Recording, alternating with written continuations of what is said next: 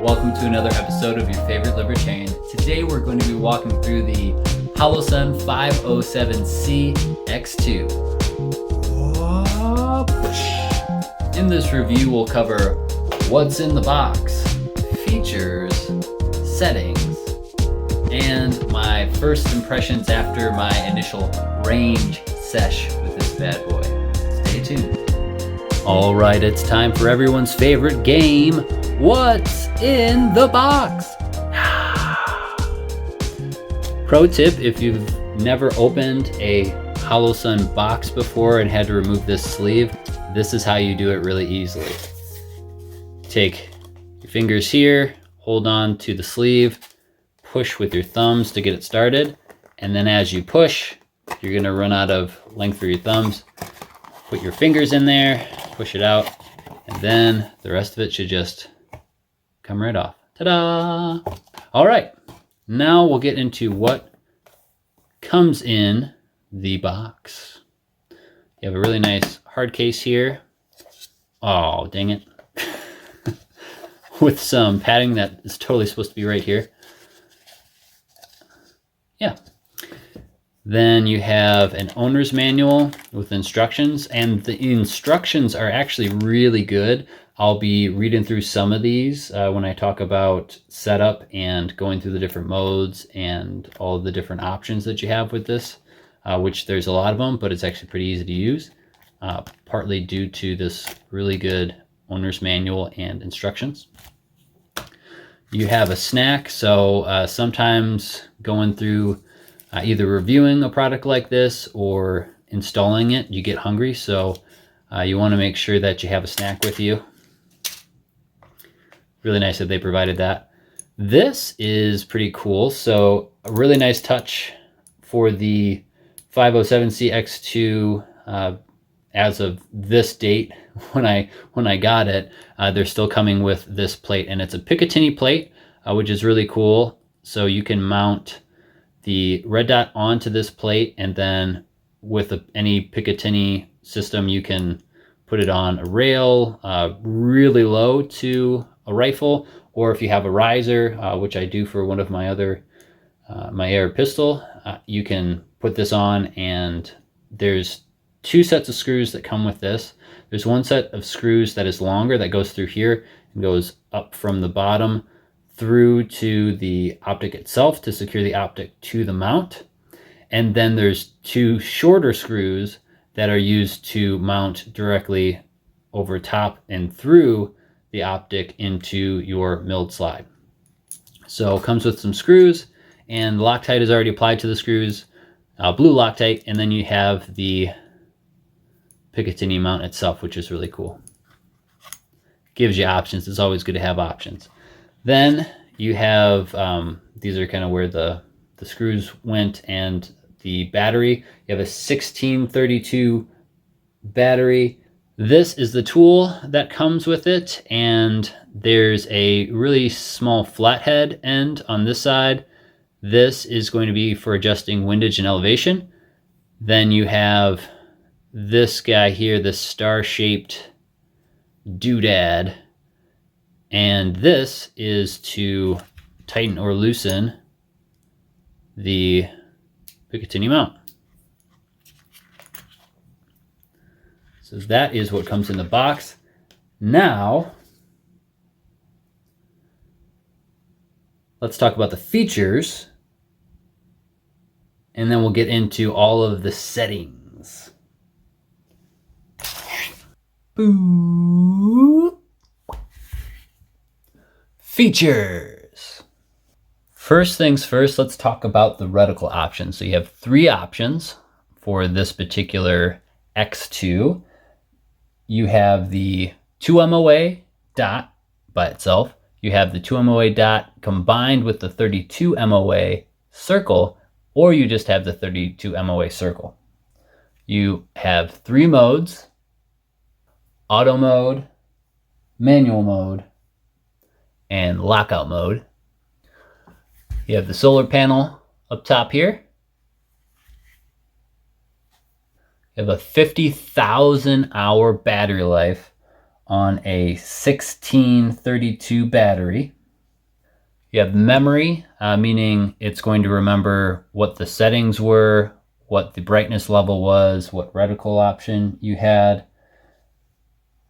You also have motion sensor or shake awake technology. You have 10 daylight settings for brightness and 2 night vision settings for brightness in manual mode. This has an IPX7 waterproof rating, and it is also parallax free. Settings. All right, you now have this optic, or you're thinking about getting this optic and you're wondering, if I get this optic, how do I set it up? How does it work? I got you. First thing you're going to want to do is install the battery. If you are pressing buttons and nothing's happening, is because you haven't put the battery in yet. So that's how you know that. You're going to take your tool that is got that little flathead on this one end, and that's going to be what you're going to use to unscrew this screw. This screw is not captive to this tray, so keep that in mind. Carefully place the screw in the tray somewhere, and then get your 1632 battery, put it in the tray, and have the lettering of the battery facing down. Slide the tray back in. You shouldn't have to force it in. If you're forcing it in, it's in the wrong way. Then you'll tighten that screw down, boop, boop, boop, boop, boop. And you now have a battery installed in your red dot. Congratulations! Next up is going to be turning it on. To turn it on, you can either press the minus button or the plus button. You'll just press and hold either one of these buttons to turn it on, and then you'll see the dot, the circle and the dot, or the circle itself. I believe it starts out as the circle and the dot, but correct me if I'm wrong in the comment section below. Now that you've turned it on, you're going to have to figure out what operational mode you want to have this be in. There's 3 different operational modes that we talked about a little bit before this, and that was auto mode, manual mode, and lockout mode. When you turn it on, right when you get it, it's automatically going to be in auto mode. So that's easy to remember. Auto mode is using the solar panel on top to determine how much ambient lighting there is, to figure out if it can use the solar cell to power the reticle or if it needs to start using the internal battery. Once the ambient lighting gets below a certain level, it will automatically switch to that battery. And if it switches to the battery, you can then use the plus and minus buttons to adjust the brightness manually. There's pros and cons to auto mode.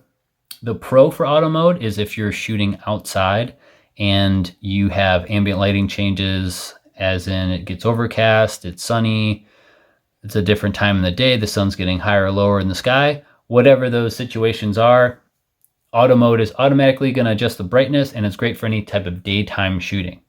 Where I wouldn't recommend using auto mode is if you're doing any shooting at night, and at night, especially with a white light.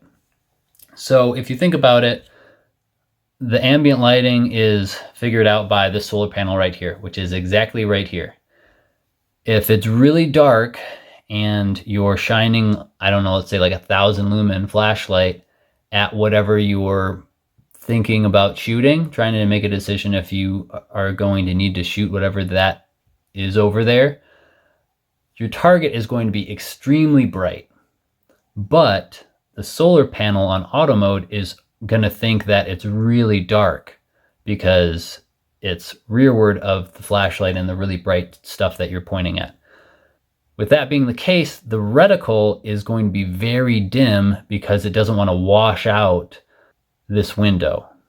If you have an extremely dim reticle in a very bright target, that's not necessarily a recipe for success. So if you are doing any type of night shooting, or you're carrying this and you're not going to be able to very easily predict when you're going to need to use it while you're carrying it, I would recommend going into manual mode.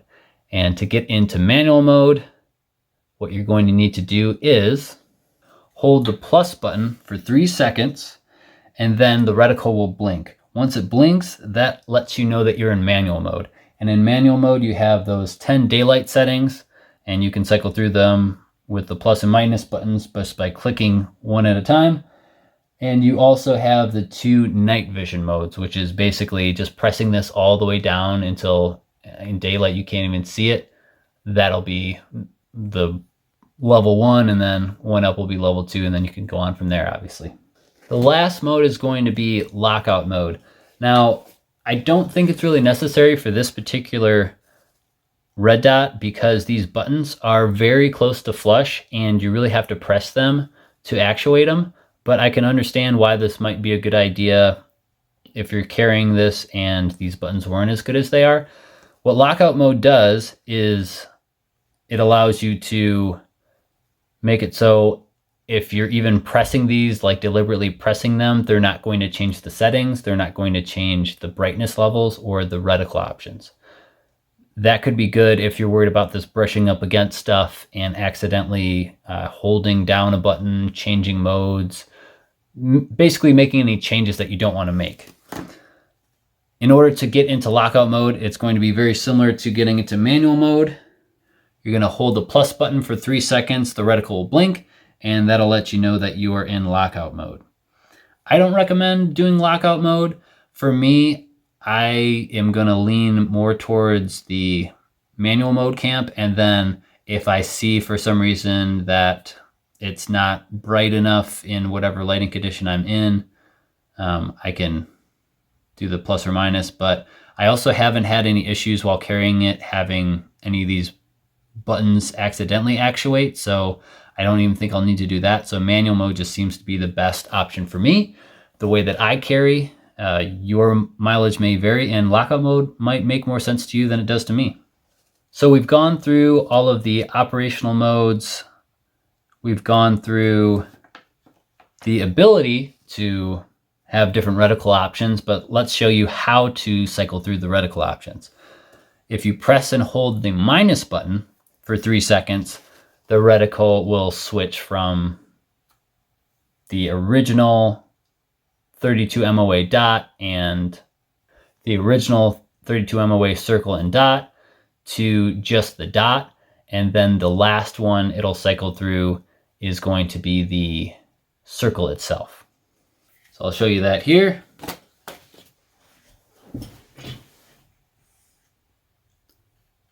So right now, you can't really pick it up in this camera, but it's the circle and dot right now. If I hold this down for 3 seconds, it's now on just the dot. And then if I hold it down again for 3 more seconds, it is now just the circle.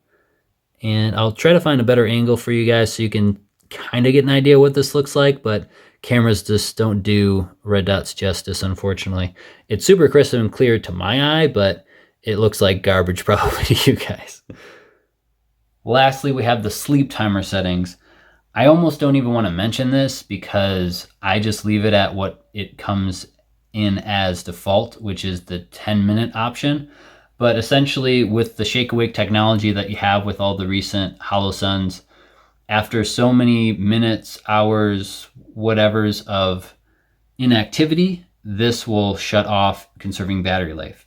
Once you pick it up or move it at all, it will turn the reticle back on and it'll remember all the settings that you had on when it turned off. By default, it's 10 minutes where you leave it alone for 10 minutes and then it'll shut off. If you want, you can up that to an hour, up it even more to 12 hours before it shuts off, or you can have it completely disabled, meaning you would have this on constantly until the battery ran out and there was no ambient lighting for the solar panel. Again, what I would recommend is the 10-minute because I haven't had any issues with the shake awake technology. This is my third Holosun optic at this point, and I've never had any issues with that technology. Works really well, and I would rather conserve battery life, and then when I need to use it, it automatically turns on. It turns on really fast. I'd rather do that than run down the battery unnecessarily. But if you really want to change the settings, I'll let you know how to do that. You'll press and hold the plus button for 10 seconds as opposed to the 3 seconds for a lot of the other ones we were doing. And then you'll be in sleep timer mode. And to adjust the sleep timer mode, you use the plus and minus buttons. The way that you will know what mode you are in for sleep timer mode is by the number of blinks that you see in the reticle. So if you are on the 10-minute option, it'll blink once. If you are on the 1 hour option, it'll blink twice.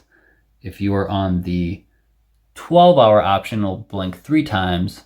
And then if you are on the forever option, it'll blink 4 times. But again, I recommend not messing with it at all. I would just leave it at the 10-minute and you're welcome.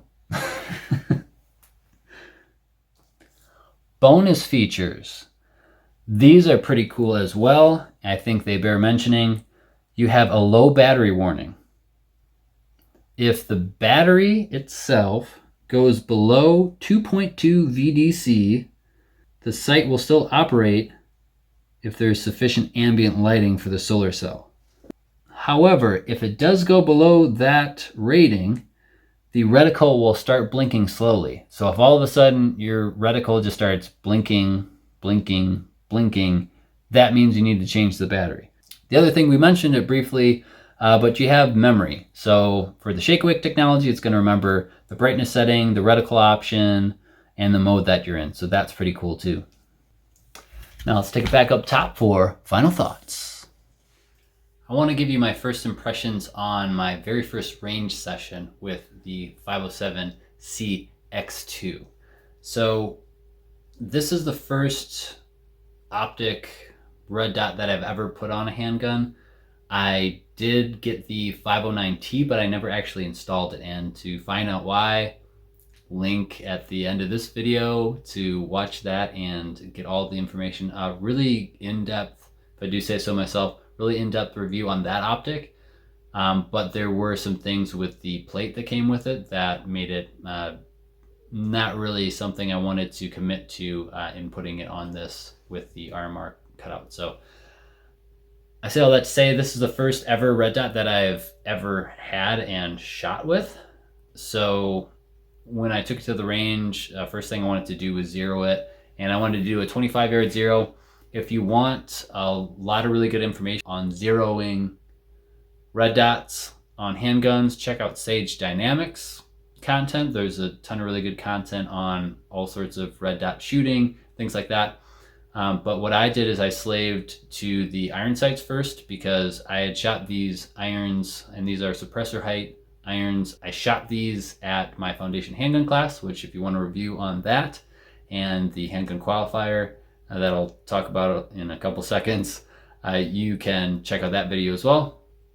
But I slaved it to the irons because the irons were on, seemed like, in the foundation class, and did the slaving to that at home. And then what I did was I took the whole setup to the range and I did a zeroing target. I put, held it with both hands and put it on a sandbag, and this is what came of that. I was also sitting down on in a shooting stall. So this is a target by Kinetic Consulting. It's called a 10-yard zero target, but really what it means is that you place this target at 10 yards and then it gives you a 25-yard zero. So if you aim at this big white circle, this is your point of aim, and then slightly below it there is a red dot that you can't see because there's holes in it, but there's a red dot that should be your point of impact. So at 10 yards, aiming for this circle, you should be hitting at the lower circle, which is a red dot. Interesting. And then that is what you do for that. I underestimated how hard it would be to zero a handgun. With a rifle, you have all these points of contact, but with a handgun, you just have your two hands, and that's pretty much it. I also had it resting on something, but that didn't help very much. You could still see the reticle moving around, so I did my best. but it seemed to be pretty on. I didn't really have to make any adjustments from slaving it to the irons that I did. If you are getting this from Holosun and you just take it out of the box and install it and go to the range, it's already sighted at factory at 25 yards, but obviously how you install it, your particular slide cut, your particular gun, all those things vary. So it could be an instance where you still have to make some minor adjustments, but I didn't really have to do a whole lot to sight it in, apart from really spend time trying to hold it as still as possible, and that was really hard to do. After I shot this target a few times, I got the MDFI qualifier, handgun qualifier target, and then I started trying to induce some speed and accuracy drills, which if you want to know about the qualifier drill, that is also in that Foundation Handgun review that I have on my channel. And I'll try to link it at the end of this video as well. But I got really comfortable with finding that dot and finding the right spot to pull the trigger at, as far as when that dot circle is moving around. Found the right timing and everything. So I started getting pretty fast with it, but then my range session was over and I had to go home. But I have to say, as far as first impressions shooting it and having it on a gun, I was very happy about it. So I can recommend getting it and putting it on your gun and shooting it. As far as my limited testing is concerned, I will be taking this to a low light handgun class through MDFI, and I will have a review on that class and how all the gear that I took did. So stay tuned for that. And I'll give you more information as far as the more testing that I'm doing, and we'll go from there. Final thoughts. I would have to say, as far as what this has going for it, there's a lot. With the amount of settings that this has, this is actually very easy to use, and the settings don't really change that much from model to model. So if you've owned a couple of these, you kind of have a good idea of how everything operates and how to make your changes in the settings and the modes, etc. So that's really nice, that not only do you have a ton of options, but it's also very easy to use. Lastly, you have all of these features jammed into this package that is a fraction of the cost of the competitor for this. You have the side loading battery tray, you've got the shake awake technology, you have all the different operational modes, you have the 3 different reticle options without having to buy 3 different separate optics for that. You have the RMR footprint, so you can put it pretty much on anything. You even have that additional Picatinny mount plate, which is awesome. And you're getting all that for not a whole lot of money comparatively to the other products out there. It's pretty hard to argue that you need something that is $200, $300 more that does way less. And this is the level of durability of Holosun. This is the level of durability of another particular brand.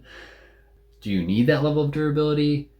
Probably not. And not to say that this isn't durable. There's tons of testing that Sage Dynamic has done on this optic and multiple Holosun optics. He does all the drop tests and all the crazy stuff. And these survive that. So, I mean, how much more durable do you need it to be?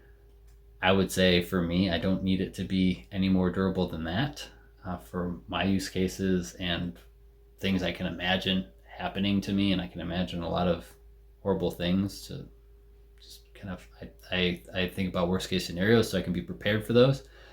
And this fits the bill for me, and it's coming in at like $200, $300 less. So very happy about that. That's going to do it for me and the Holosun 507c-X2. If you like this video, be sure to like it. If you found this helpful and you think this might help others in their decision for getting a red dot for their handgun, please share it. That really helps a lot and will help the people that you're sharing it with a lot.